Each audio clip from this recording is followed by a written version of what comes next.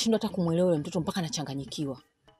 Tandi naweza mimi nikafanya jambo langu kwa siri, lakini yeye akalijua. Naweza kukaa na babake tukapanga jambo, tukazungumza kwa siri, lakini Tandi yote akayajua. Yaani hapa nilipo nimevurugwa, nimechanganyikiwa na yule mtoto. Besti, ulichokiahidi kwa Mwanarubaa, je, umekitimiza? Yaani ninavyokuambia, sikuwahi kwenda tena na wala sijapeleka chochote mpaka dakika hii. Hapo ndipo tatizo linaanzia. Unakumbuka ahadi ulioahidi kule? Vipi? Umepeleka ahadi yoyote ulioahidi wewe? Unakumbuka uliahidi nini?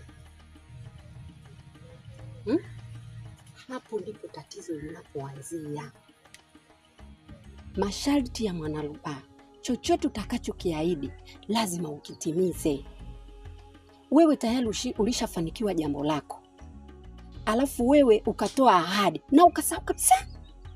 Saa hizi unamshangaa mtoto wako.